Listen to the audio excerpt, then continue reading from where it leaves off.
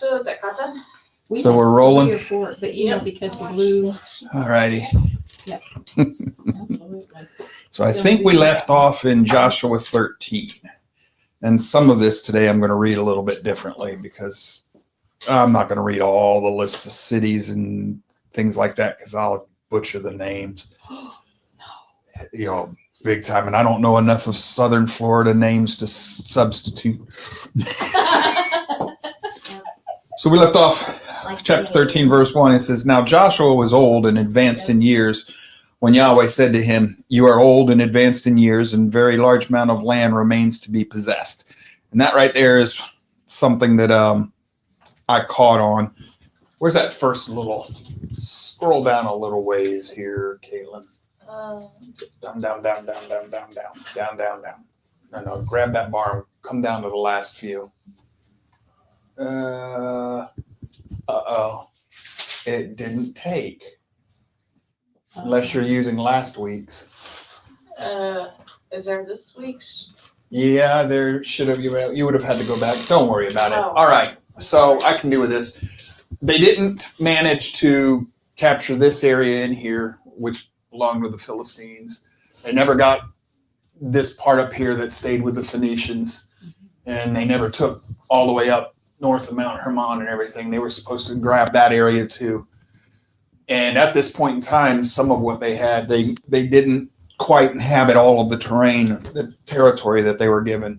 Yeah, you would have had to gone back into our email on the road to Concord and go to the documents and reload it. So no big deal. It's no big deal. So verse 2, this is the land that remains, all the regions of the Philistines and all those of the Geshurites, from the Shihor, which is east of Egypt, even as far as the border of Ekron to the north. It is counted as Canaanite. The 5 governors of the Philistines, the Gazite, the Ashdodite, Ashkelonite, the Gittite, and the Econite, and the Avite to the south, all the land of Canaanite and the Mearah that belonged to the Sidonians, as far as the Aphek or Aphek, I don't know how to pronounce that, to the border of the Amorite and the land of the Gebelite, and all of Lebanon toward the east, from Baal Gad below Mount Hermon as far as Labo Hamath, all the inhabitants of the hill country from Lebanon as far as Misrephoth, Mayam, all the Sidonians, I will drive out from the sons of Israel, only allot it to Israel as an inheritance, as I have commanded you. Now therefore apportion this land as an inheritance to the 9 tribes and the half tribe of Manasseh. The big part here, though, is I did have a map that showed at this point in time what they had occupied. They left a lot of the land that Yahweh had told them belonged to them unconquered at this point in time. It says, with the other half tribe, the Reubenites and the Gadites received their inheritance, which Moses gave them beyond the Jordan to the east, just as Moses, the servant of Yahweh, gave to them from Araror, which is on the edge of the valley of the Arnon, with the city, which is in the middle of the valley, and all the plain of Medeba, as far as Dibon, and all the cities of the Shihon, king of the Amorites, who reigned in Heshbon, as far as the border of the sons of Ammon and Gilead, and the territory of the Geshurites and the Maccathites, and all of Mount Hermon, and all of Bashan, and as far as Salakah, and then all the kingdom of Og and Bashan, who reigned in Ashtaroth and in Edril. That alone was left the remnant of the Rephaim. So we still have some of the Rephaim running around at this point in time, which are connected to the giants. It says, for Moses struck them and drove them out. But the sons of Israel did not drive out the Geshurites and the Maccathites. Instead, Geshur and Maccath live among the Israel to this day. So you still got some of those Canaanite people. They're going to be a thorn in Israel's side forever and ever. Still to this day, they're a thorn in our side, Yahweh's people. It says, only to the tribe of Levi he did not give an inheritance. The offering by fire to Yahweh, the Elohim of Israel, are their inheritance, as he spoke to him, the offerings, sacrifices. So Moses gave an inheritance to the tribe of the sons of Reuben according to their families. Their territory was from Aroer, which is in the edge of the valley of Arnon, with the city which is in the middle of the valley, and all the plain of Medeba, Heshbon, and all the cities which are in on that plain, Dibon, Bamoth Baal, Beth Baal, Meon, Jahaz, Kedamoth, all these cities here, jumping ahead, even all these cities of the plain, and all the kingdom of the Shihon, king of Amorites, who reigned in Heshbon, whom Moses struck with the leaders of Midian, Evi, Rechem, Zur, Hur, and Reba, the leaders of Sion, who lived in the land. The sons of Israel also killed Balaam, the son of Behor, the diviner, with the sword among the rest of their dead. The border of the sons of Reuben was the Jordan, and this was the inheritance of the sons of Reuben according to the families, the cities, and their villages. Did we have any? No, I don't think we have a map up there where they're settling yet. You can just drop that then. We're not going to need these unless you have the other maps. Moses also gave the inheritance to the tribe of Gad, to the sons of Gad, according to their families. Their territory was Jazer and all the cities of Gilead, and half the land of the sons of Ammon, as far as the Aroer, which is opposite Rabath, and from Heshbon as far as Ramoth Mizpah and Betanim, and from Mahanaim as far as the border of Debir. None of this makes sense to me here, because if you're looking to where all these places are, you're going to have a hard time finding maps that show you each and every one of these areas, these cities and everything, because even to this day, I don't think we know where all of them are. It's just like our city. You drive around and you find these signs and you go, this used to be called this area. Yes. Yeah.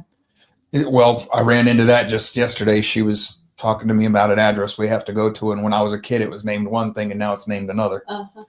It says, and in the valley, Beth Haram, Beth Nimrah, Sukkoth, and Zaphon, the rest of the kingdom of Sihon, king of Heshbon, with the Jordan as a border, as far as the lower end of the sea of the Chinnereth beyond the Jordan to the east.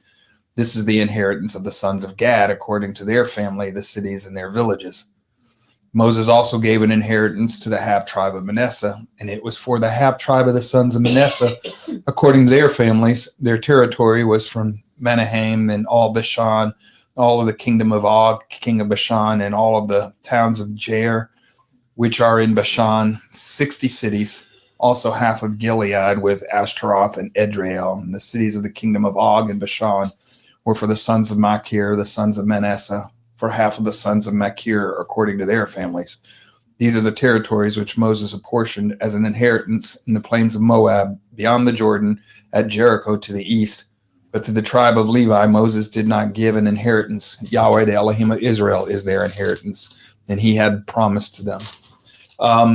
If we had a map of the tribes, Manasseh and Judah have the largest territories. And even then, as we'll see if we get to that chapter, Manasseh still says they're too cramped. And so does Ephraim. Ephraim is crammed into a small area too, along with Dan. I think this is going to become important in the future. A lot of what's going on in these chapters of Joshua. In the past, I would think, okay, well, look, all these cities' names and everything that's being done, I'm like, well, that's lineages and names and all. I didn't realize back then how important those lineages and names are to understanding the theological messages. Well, understanding some of the regions and the outlay of the land here is also very important. Like Benjamin is an important tribe, and he's sandwiched between Judah and Ephraim. So that's important. And then the reason that, Dan is in such a small piece of land for all of his people, that's going to force Dan to expand. And there are other things like this in the geography of where the lots cast are, pretty much are going to motivate future events. They're going to dictate them in some cases. In Joshua chapter 14, it says, now these are the territories which the sons of Israel inherited in the land of Canaan, which Eleazar the priest, Joshua the son of Nun, and the heads of the fathers' households of the tribes of the sons of Israel apportioned to them as inheritance. by the lot of their inheritance, just as Yahweh commanded through Moses for the 9 tribes and the half tribe. So that's the half tribe of Manasseh. For Moses had given the inheritance of the 2 tribes and the half tribe beyond the Jordan, but he did not give an inheritance to the Levites among them. And you'll notice there's a lot of repetition of theme and almost word for word messaging here from last chapter into here. A lot of refrains going forward. It's just how they think. For the sons of Joseph were 2 tribes, Manasseh and Ephraim, and they did not give a portion to the Levites in the land except cities to live in, with their pasture lands for their livestock and for their property. The sons of Israel did exactly as Yahweh had commanded Moses, and they divided the land. Then the sons of Judah approached Joshua in Gilgal, and Caleb, the son of Jephunneh the Kenizzite, said to him, "You know the word which Yahweh spoke to Moses, the man of Elohim, on account of you and me in Kadesh Barnea. I was 40 years old when Moses, the servant of Yahweh, sent me from Kadesh Barnea to spy out the land, and I brought word back to him as it was in my heart." What did you do? I uploaded the. Okay, put that one up. There we go. So the red is the area that they're actually inhabiting at this point, and the green is the land that still needs to be taken. They will eventually get some of it. But like with Asher and the Phoenicians still exist and live in this area even the time of David and Solomon. They help, they're where we get the craftsmen to build the temple. And the Philistines are never fully defeated ever, anywhere. So for me, the point is that this is where they end up living, but the green area is the area they were still told to conquer, and they never fully do it. And I think it's in part because they don't have the same heart as Caleb here. So just leave that up for now. So Caleb continues. He says, "Nevertheless, my brothers who went up with me made the heart of the people melt with fear, but I followed Yahweh my Elohim fully." And so did Joshua, and that's why they were allowed to enter the promised land. So Moses swore on that day, saying, "The land on which your foot has walked shall certainly be an inheritance to you and to your children forever, because you have followed Yahweh my Elohim fully. And now behold, Yahweh has let me live just as he spoke these 45 years, from the time that Yahweh spoke this word to Moses when Israel walked in the wilderness. And now behold, I am 85 years old today. I am still as strong today as I was on the day Moses sent me, as my strength was then, so my strength is now, for war and for going out and coming in. Now then, give me this hill country about which Yahweh spoke on that day, for you heard on that day the Anakim," that's the sons of the giants, "were there with great fortified cities. Perhaps Yahweh will be with me, and I will drive them out, just as Yahweh had spoken." So we see Caleb still trusting Yahweh. Now, he's from Judah, so he's going to get that big dark orange area right down there. So Joshua blessed him and gave Hebron to Caleb and the son of Jephunneh as an inheritance. Therefore, Hebron, and they didn't cast lots over this because of what was promised when Moses was still around. Therefore, Hebron became an inheritance of Caleb, the son of Jephunneh and the Kenizzite, to this day, because he followed Yahweh Elohim of Israel fully.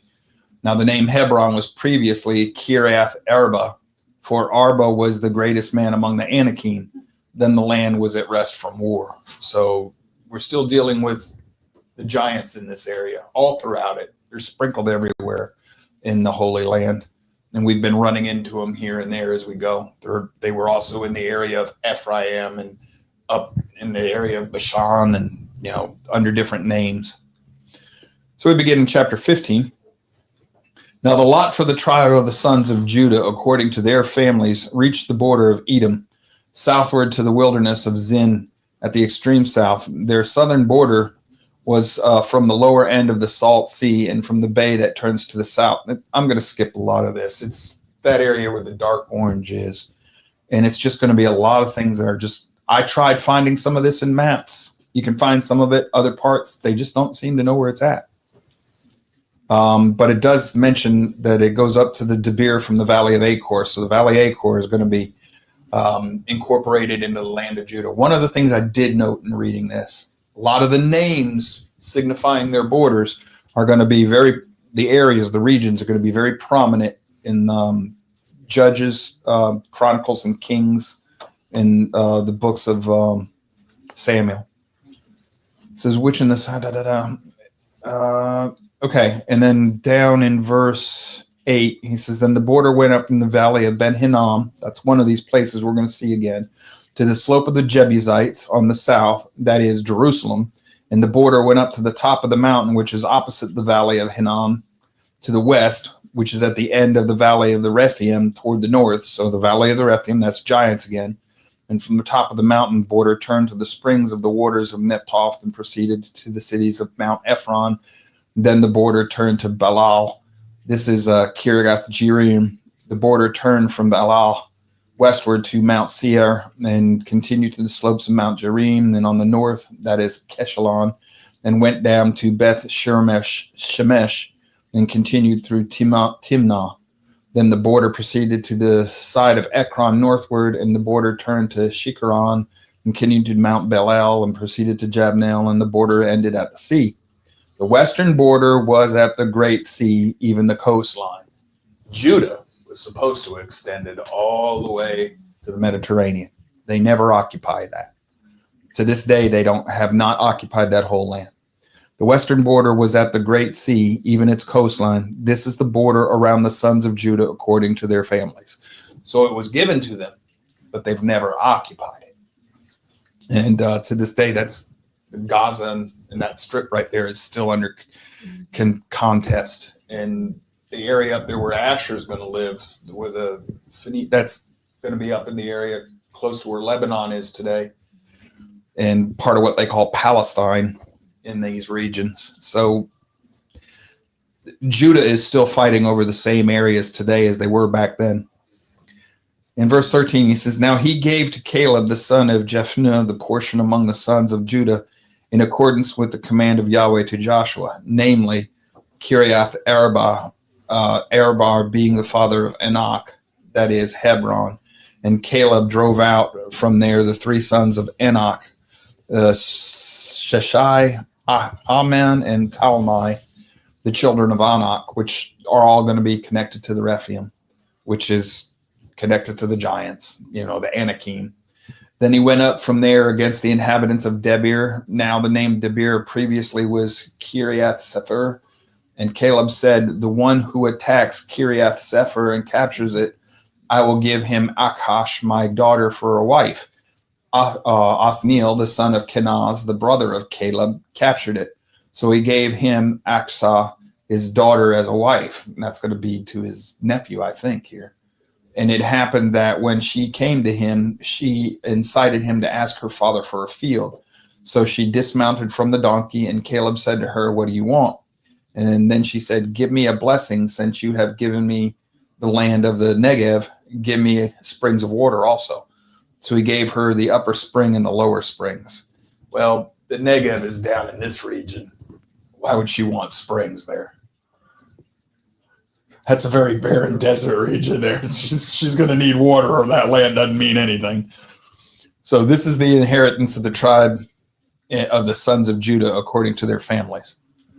Now the cities at the extreme of the tribe. Okay, I'm not reading all of this. The last part of the line here, last in verse 32. In all, 29 cities with their villages. But then that's in the extremities of the tribes, sons of Judah, toward the border of Edom. So this way. And then in the lowlands, there are going to be 14 cities with their villages. And then there's going to be another passage here, 16 cities with their villages. This is all in Judah. And then there's another passage, 9 cities with their villages. And Ekron with its towns and villages. And Ashdod, its towns and villages. Gaza, its towns and villages. The same Gaza, the Gaza Strip, which is in the Philistines area. In the hill country, there's going to be 11 cities with their villages, and then another 9 cities with their villages, and then another group of 10 cities with their villages, and another group of 6 cities with their village. Judah has a lot of cities, folks. 2 cities with their villages, and then 6 cities with their villages, and the end here is 63, verse 63. Now as for the Jebusites, the inhabitants of Jerusalem, the sons of Judah could not drive them out. So the Jebusites live with the sons of Judah in Jerusalem to this day. And this is another group of the people that Joshua and the Israelites were told to drive out of the land, and they didn't do it. It's all based on, from what Scripture's telling, a lack of faith. Look, Caleb says, I still trust Yahweh, and he drives out the people he was hoping to drive out. Rephaim, Anakim giants. So he can pull it off. But we still have doubt, even on all of this big story coming out of Egypt and everything that's happened from the Exodus and taking the land and everything, and the people still doubt. For me, that makes me wonder what my problem is, but it also gives me a little bit of hope because, Yahweh's still with them, even though they're not doing what they're supposed to be doing, at least not as effectively as they should be doing it. Maybe he sees they're trying. Well, they're trying, and certain men do better than others. Right. So some of them are complacent and some of them are gung-ho. Yep. And at this time, they still have a large communal destiny. So, what you do affects the whole population. And they're breaking down into their tribes. So that's going to be something that's going to be important later on, because we tend to think, of Israel as all being one happy little family. Well, as we're going to find in the rest of the history books of the Bible, those folks don't get along always. If they don't have to fight outside enemies, then they'll turn around and fight inside enemies. So, chapter 16. So then the lot of the sons of Joseph went from the Jordan at Jericho to the waters of Jericho on the east into the wilderness, going up from Jericho through the hill country of Bethel. It went from Bethel to Luz and continued to the border of Erchites to Ataroth. Then it went down westward to the territory of the Jethalites as far as the territory of the lower Beth Horon, even to Gezer, and it ended at the sea. The sons of Joseph, Manasseh, and Ephraim received their inheritance. Now this was the territory of the sons of Ephraim according to their families. The border of their inheritance eastward was Ataroth Adar as far as upper Beth Horon, and then the border went westward at Mikmethatos on the north, and the border turned eastward to Tanath Shiloh and continued beyond it to the east of Jonah. Then went bunch of names. Skipping to last verse of part of verse 8, it says, "This is the inheritance of the tribes of the sons of Ephraim according to their families, together with the cities which were set apart for the sons of Ephraim in the midst of their inheritance, and the sons of Manasseh, all the cities with their villages." Something important right there. We were just told that Ephraim has some cities inside the territory of Manasseh. And this is all the cities with their villages. But they did not drive out the Canaanites who lived in Gezer. So the Canaanites lived in the midst of Ephraim to this day, and they became forced laborers. So we still have Jebusites and a couple of other different people living in Judah. And we have Canaanites living in Ephraim here. Okay, so the scepter and the birthright. And they're going to have those Canaanites as thorns in their side forever until the Messiah purges them of that. Territory of Manasseh. It says, "Now this was the lot for the tribe of Manasseh, for he was firstborn of Joseph. To Machir, the firstborn of Manasseh, the father of Gilead, were allotted Gilead and Bashan, because he was a man of war. So the lot was made for the rest of the sons of Manasseh according to their families, for the sons of Abiezer and the sons of Helek, the sons of Asriel, and the sons of Shechem, the sons of Hefer, and the sons of Shemitah. These were the male descendants of Manasseh, the son of Joseph, according to their families. However, Zelophehad, the son of Heper, the son of Gilead, the son of Machir, the son of Manasseh, had no sons, only daughters. And these are the names of his daughters: Mahlah, Noah, Hoglah, Milcah, and Tirzah. They approached Eleazar the priest, Joshua the son of Nun, and the leaders, saying, Yahweh commanded Moses to give us an inheritance amongst our brothers. So in accordance with the command of Yahweh, he gave them an inheritance among their father's brothers.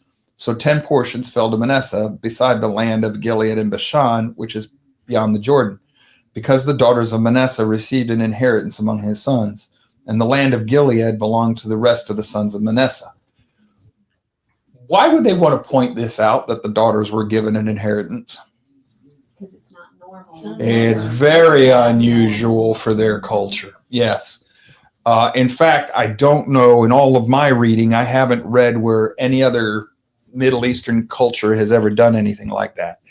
It's going to happen more than once in the scriptures, in the history books of the scriptures, where women are recognized in inheritance rights. That is peculiar to the faith that we follow in their day and age. The peoples around them probably would not have done this. The border of Manasseh ran from Asher to Mikmethath, which was east of Shechem.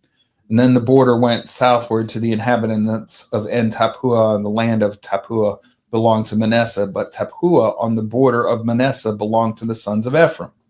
So there's a little bit of a mixing there. The sons of Ephraim have several cities inside the land of Manasseh. And if I'm not mistaken, that's going to cause some friction in the future. And the border went down to the brook of Kanah southward, and the brook, these cities belong to Ephraim among the cities of Manasseh. That's another, what I've been reading is full of scribal notes, folks, showing us that the book of Joshua has been updated at least once. And the border of Manasseh was on the north side of the brook, and it ended at the sea. The south side belonged to Ephraim, and the north side to Manasseh. And the sea was their border, and they reached to Asher on the north and Issachar on the east. In Issachar and in Asher, Manasseh had Beth Shean and its towns, and Ibleam and its towns, and the inhabitants of Dor and its towns, and the inhabitants of Endor and its towns, and the inhabitants of Tanakh and its towns, or Taanach, and the inhabitants of Megiddo and its towns, and the third of Nepath. But the sons of Manasseh could not take possession of these cities, because the Canaanites persisted in living in the land. And it came about when the sons of Israel became strong, they put the Canaanites to forced labor, but they did not drive them out completely. So we still got Canaanites living in the area of Manasseh. Now, a lot of these cities that are being named, it doesn't tell us in the scriptures here, but I have got a sneaky suspicion, especially based on what we just read, that these are cities that still need to be conquered. Because like it said here, but the sons of Manasseh could not take possession of these cities. It could be just these ones that are named, but a lot of the cities that were given to Judah rather, like are on this coast, they still remain in Philistine hands, even in the time of David and Solomon. So I've got a feeling that a lot of the cities that are named here still need to be conquered. Then the sons of Joseph spoke to Joshua, saying, "Why have you given me only one lot and one portion as an inheritance, though I am a numerous people, whom Yahweh has blessed up to this point?" And Joshua said to them, "If you are a numerous people, go up to the forest and clear a place for yourselves there in the land of the Perizzite and the Rephaim, giants again, since the hill country of Ephraim is too narrow for you," meaning too small. The sons of Joseph then said, "The hill country is not enough for us, but all the Canaanites who live in the valley land have iron chariots. But those who are in the Beth Shean and its towns, and those who are in the valley of Jezreel."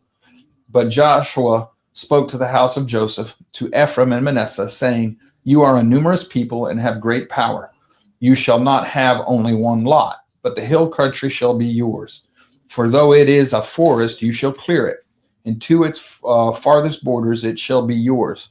For you shall drive out the Canaanites, even though they have iron chariots, and though they are strong." That's actually a prophecy there as well as a command. So between Ephraim and Manasseh, that's where a large part of the military strength of Israel is going to come from. And then that's where the strength of the northern house of Israel is going to come from after the split. They are considered some of the fiercest warriors in Israel, especially Ephraim, historically. Joshua 18, the rest of the land is divided. Let me see if there's anything particularly. All right, I'm not going to go over too much chapter 18 here, because it's just going to be reading a whole bunch of this and telling us it's the territory of this person and that person. But they're dividing the land up according to the tribes. I do want to go to Joshua 19 now, because all that was more cities and borders. And then this is in the inheritance of the son of Benjamin and the son of this and the son of that. Tells you how many cities. I didn't find anything significant in there.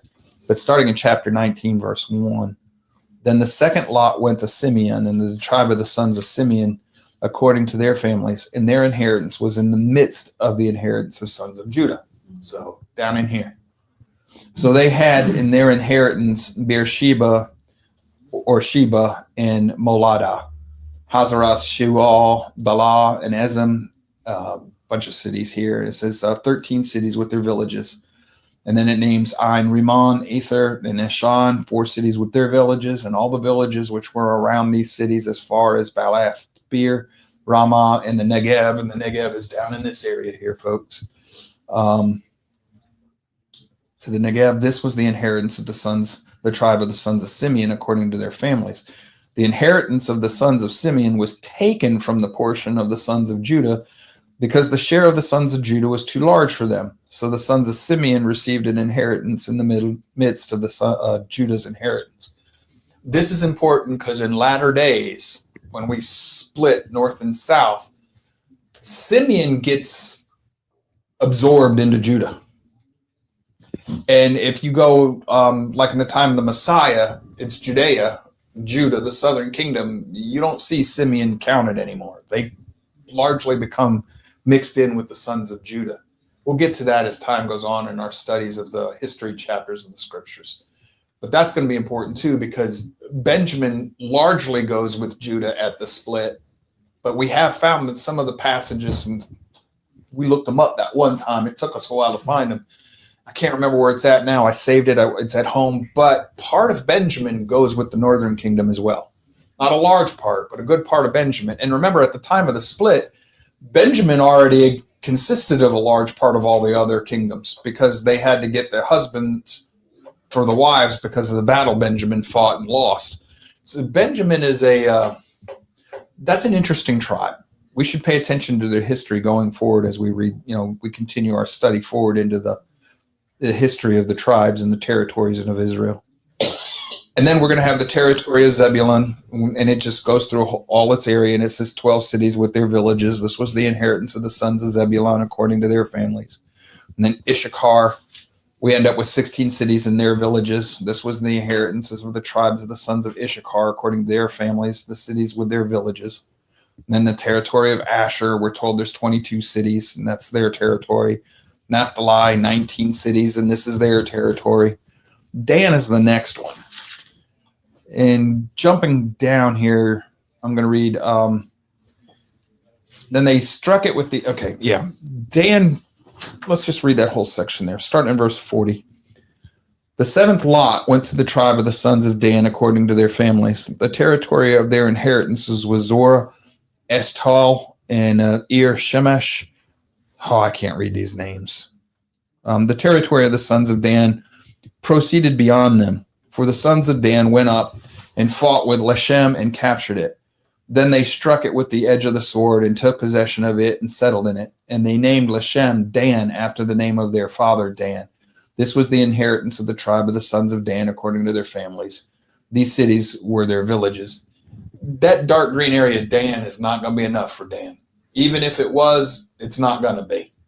He's going to eventually go up and take a part of Bashan, and he's going to get in the boats and take off, and this tribe of Dan settles a large part of the world, the known world, and maybe even the unknown world at this time, and we'll get into them later. But we've already seen Dan he's a serpent in the way. When I was younger, I always thought, okay, that means that Dan likes to sit and ambush you and strike you, and he might. But have you ever been in the desert and you came across a snake trail? It leaves distinctive marks in the desert. I think that's what serpent in the way actually is meant to be, because everywhere in the way, in the serpent's trail in your path, everywhere he goes, he renames everything after his patriarch Dan. Right. So if you see anything with Dan, Don, or DN somewhere in the name, the ancient name, it's more than likely Dan's been there. Dan is the pioneer of Israel. And a lot of folks thinking that, why is Dan left out of that one section of the book of Revelation? It could be because he's turned apostate. It could be because there are no longer faithful members of Dan left. It It could be because Dan is beyond the reach of those people at that time. Dan could be at the far corners of the earth by now. We don't know. A lot of people speculate. We should be careful with that, but pay attention to Dan's prophetic nature as we go forward. Dan's an interesting tribe. So when they finished apportioning the land for their inheritance by the borders, the sons of Israel gave an inheritance among them to Joshua, the son of Nun, in the accordance with the command of Yahweh. They gave him the city for which he asked, Timnath-Serah, in the hill country of Ephraim. So he built the city and settled in it. Remember, Joshua was an Ephraimite. These are the inheritances which Eleazar the priest, to Joshua the son of Nun, and the heads of their fathers' households of the tribes of the sons of Israel, apportioned by lot in Shiloh before Yahweh at the doorway of the tent of meeting. So they finished dividing up the land. Go to this map right here. Shiloh, this is the basic area where we're at, and it's going to be in the land of Ephraim, in the hill country of Ephraim. And where the heck? We got Jericho here. And there's Bethel. I'm trying to find where the heck. There's Bethlehem. And I would have swore that Jerusalem is in this area somewhere. But anyway. North and east of Bethlehem. Yeah, should be right in this area somewhere. But right. Jebus, right there. Okay. It's given us the older name. And then this is where the tent of meeting, the tabernacle, has been set up under Joshua. And it's going to stay there for a long time. I think it's David that finally moves it. So we're going to go into the 6 cities of refuge. And we're going to have to read this as we go because I didn't get this far this morning. Then Yahweh spoke to Joshua, saying, Speak to the sons of Israel, saying, Designate the cities of refuge, of which I spoke to you through Moses, so that one who commits manslaughter, unintentional murder, by killing a person unintentionally, I should have just kept reading, without premeditation, may flee there, and they shall become your refuge from the avenger of blood. Well, who's the avenger of blood? Usually a relative. Yeah, it's usually a relative who's going to come eye for an eye, tooth for a tooth, life for a life. So these cities are going to be a refuge from the person sent to take your life as a result of what you did. Verse 4, Then he shall flee to one of these cities and shall stand at the entrance of the gate of the city and state his case in the presence of the elders of that city. And they shall receive him into the city to them and give him a place so that he may remain among them. Now, if the avenger of blood pursues him, then they are not to hand the one who committed the manslaughter over to him, since he struck his neighbor without premeditation and did not hate him previously. And he shall remain in the city until he stands before the congregation for judgment, until the death of the one who is high priest in those days. Then he shall return to his own city, to his own house, and to the city from which he fled. So he's got to stay in exile until the death of the high priest of that time. It could be a while. So they set apart Kadesh in Galilee, that's one city, in the hill country of Naphtali, and Shechem in the hill country of Ephraim. So we're going to have to remember Shechem. And Kiriath Arba, that is Hebron, in the hill country of Judah.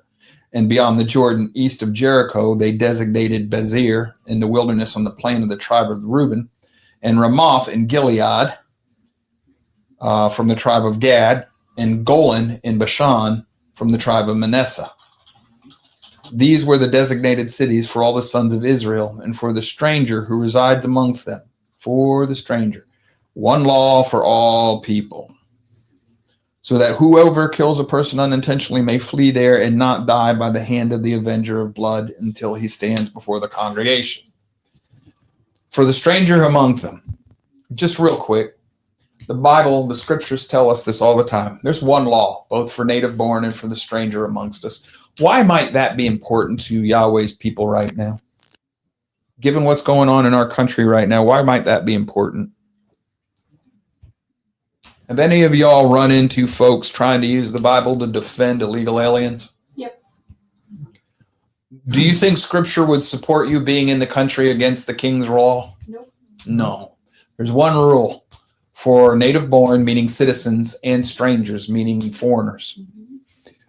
watch out carefully, because right now there are lots of people who claim to be Christians that are twisting Yahweh's word. And like we pointed out on the show this week, if you're going to twist the word of scripture of Yahweh, you're going to twist the scriptures for your purposes rather than his. Not only do you violate the commandment to not use his name in vain, his Shem in vain, and bring his name to naught, you also violate the commandment not to bear false witness. In this case, you're bearing false witness against the Holy Spirit who inspired the prophet who wrote the scriptures. Be careful with twisting Yahweh's word, folks. Make sure you understand how you're using it. And if you run into somebody misusing it and you know how to defend it, you might want to consider doing that. Okay, so Joshua 21, 48 cities of the Levites, 48 cities of the priests.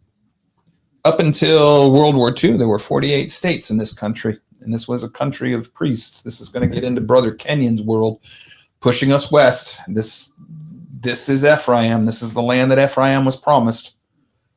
So Joshua 21, verse 1. Then the heads of the fathers' households of the Levites approached Eleazar the priest, Joshua the son of Nun, and the heads of the fathers' households of the tribes of the sons of Israel. And they spoke to them at Shiloh in the land of Canaan, saying, Yahweh commanded through Moses to give us cities to live in, with their pasture lands for our cattle. So the sons of Israel gave the Levites from their inheritance these cities with their pasture lands in accordance with the command of Yahweh. Then the lot came out for the families of the Kohathites, and to the sons of Aaron the priest, who were of the Levites, 13 cities were given by lot from the tribe of Judah, from the tribe of the Simeonites, and from the tribe of the Benjamites. So go back to this one here, Caitlin.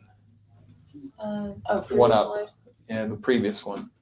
So we're going to get 13 tribes from Benjamin, Judah, and Simeon. 13 cities for that group of the Levites.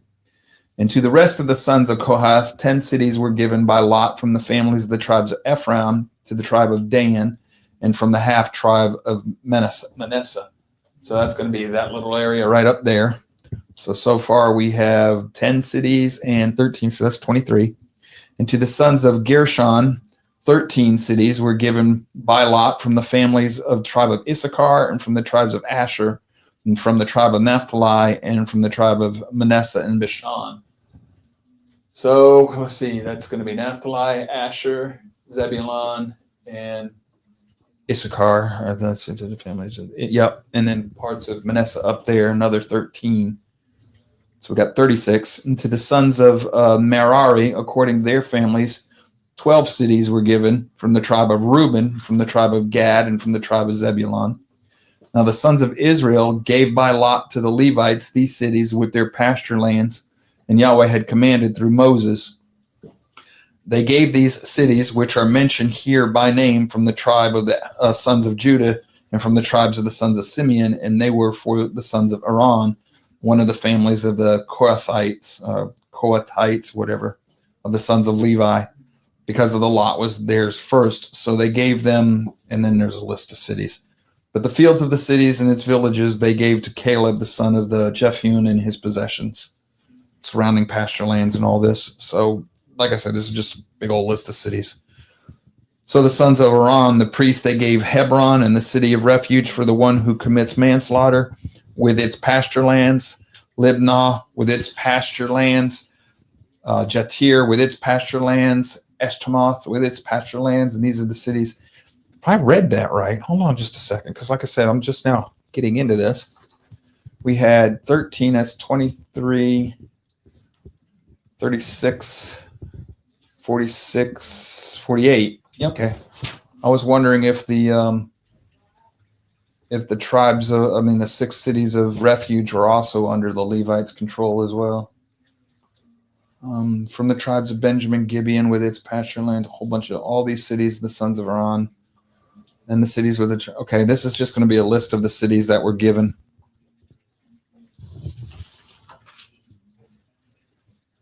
Going to verse 41, all the cities of the Levites in the midst of the possession of the sons of Israel were 48 cities with their pasture lands. These cities individually had their surrounding pasture lands. This is how it was with all these cities. So Yahweh gave Israel all the land which he had sworn to give to their fathers. Okay, Now hold on to that for just a minute. I want to come back and talk about that one for a minute. And they took possession of it and lived in it. And Yahweh gave them rest on every side in accordance with everything that he had sworn to their fathers.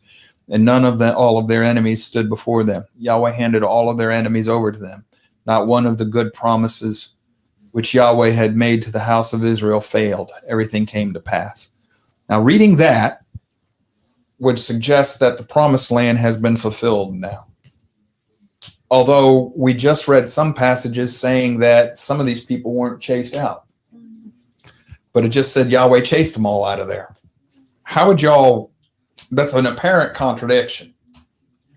Because we just read some passages, these people still live within their borders. We got Canaanites living in Ephraim, Canaanites living in Manasseh, Canaanites or Jebusites living in Judah, and several other places. They're still there, according to the author of Joshua, but this says Yahweh chased them all out. I read that a little different than yours. Okay, how are you reading it? Basically, the lands that had not been conquered were still split up among the tribes. It's just that they needed to go and take them, which they haven't done. You're not reading it different than I am. Oh, I agree with you. I do agree with you.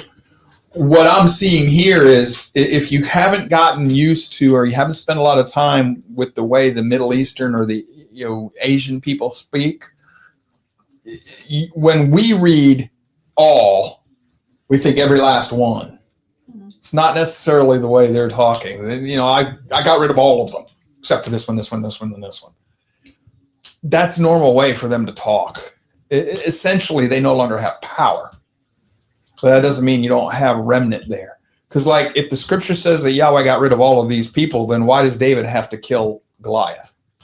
Because he's still a Rephaim. And then David doesn't finish killing them all either. I know the scripture said David finishes killing them. No, he doesn't. Solomon finishes some of them. And there are other passages in scripture that suggest some of them escaped. So this is one of these things where, and the reason I bring this up is this is one of the areas where people who think the Bible is false will point these things out. And you may and may not run into them. The problem is we're reading a Middle Eastern text through Greek mind. And it doesn't work that way. Because that's not what this text is actually saying. In this case, because some of this land that Yahweh gave them, like you were saying, it still has to be conquered. Well, they got all the land Yahweh promised. To this day, they still haven't conquered Gaza. But the scripture says they got all the land Yahweh promised. Yeah, they did. It was given to them. Whether they occupy it or not is on them, not Yahweh. So I kind of see it your way. It was given to them. They drew it by lot. Now, whether or not they take it. And it's kind of a shadow of salvation also. You were given salvation, but not everybody has accepted it. You were given the kingdom, but you haven't accepted it. You haven't moved in. I agree. Perfect. But this is something that I would like very much for at least people in our congregation to be aware of and be able to. You're told to be able to give a defense for your faith if and when you ever need to. So I would like for us to be able to do that. And you have to understand that you cannot read an ancient Near East Asiatic type mindset book translated from the Hebrew language. You can't read it with a Greek mindset using English rules because it's two different languages. It's two different mindsets. It's two different cultures. And even if you translate it into English, they've got different idioms, different forms of speaking and hyperbole is a big deal with these folks, man. Just like if you're in a bazaar somewhere, one of their little open marketplaces, like what we would call a flea market, and you offer somebody, he wants $10, and you say, well, you take 8. He says, no. He doesn't. And if you walk away, he's going to be offended. Well, why would he be? We would think, why are you offended? He wants you to keep haggling. The first no in their mindset is not no. The third or the fourth might be where they're finally meaning no. You've got to keep asking to find out.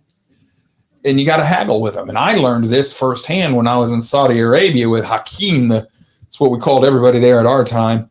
He was making camel burgers, is what we called them. It was mystery meat, probably goat, no idea what it was after, but it was better than the food we were being fed by our own people. And he didn't have change. So when it first started, it was $1.25 for a hamburger. And he'd give you a Bic lighter for 50 cents and a Snickers bar as a quarter. That's how the vendors, and all of them were like this. There was more than one, and they all had the same currency. But you didn't have to do that. You could come up to him and you say, I want 2 hamburgers, and he'd be like, well, $2.50. They learn how to speak our money language real quick. And you'd be like, no, $2. And you go back and forth. So you might end up getting it for giving him $2 or $3 for and getting more change back than what you thought you should have gotten the way he did it. You had to haggle with him. And it was kind of interesting because you'd have to haggle with them over each person buying their hamburgers. And each person might end up with a different price. And it took a long time to get through their lines. But that's going on in your scriptures sometimes too. A lot of times this is going on in your scriptures. And we would read this in the Greek mind, says no. Well, no meant no. Not necessarily, not in their culture. So when it says all, all the world, okay, is it all of the regional world? Is it all of the known world? Or is it the whole corners of the planet? Well, context is going to have to guide you a little bit there, but it's not always going to give you the solution to that problem. Sometimes you're not going to know because it's using hyperbole. And in this section here, it says, so Yahweh gave Israel all the land which he had sworn to give their fathers. Well, he did. It landed by lot. They're supposed to take big areas of the green here, and they don't ever do it. But he gave it to them. When we were reading the passages about the lot, remember it said Judah goes all the way to the Mediterranean Sea. They never took it. That's on them. That's on them. And he drove out all the people where he had faithful servants that, like Caleb, who trusted him to do it. Now, where they don't trust him, the Canaanites still live with them because they refuse to do what they were told. And yeah, I think that is kind of an image of how salvation works as well. This is where I'm going to end for today. We'll finish Joshua next week. Don't know where we'll go after that, but we'll finish Joshua next week. Has anybody got any questions or any comments or thoughts over what we've been doing so far? So we'll, when we finish Joshua, we'll have a couple week break, and then we'll go and we'll do Judges the same way. And we'll just keep at this for a while. Because I think it's important for us to know this. And I just got a book in yesterday on the history of ancient Israel from Abraham all the way up to the destruction of the temple. And I think it's important for us to know the history of Israel because Scripture tells us, remember. Mm-hmm. And we are Israel. If you belong to Yahweh, you're part of Israel. This isn't necessarily just national. It's the taking back of the whole earth. Everything that was lost or given away at Babel, it's being taken back. And that was promised in Genesis. Yahweh said he'd take it back. He would re-inherit the earth. So if you belong to him, you're either part of the lost tribes, part of Judah, or you're grafted in through the northern kingdom. It doesn't matter which. Yep. And grafted in means you've converted. You've crossed over. You're now part of his kingdom, his house, his family. So we are still supposed to remember so that we can see how our forefathers and the people in our faith did or didn't do things correctly in the past and learn from them. So this is stuff that we don't normally cover often. Okay, that's all I have for today. We'll finish it up next week.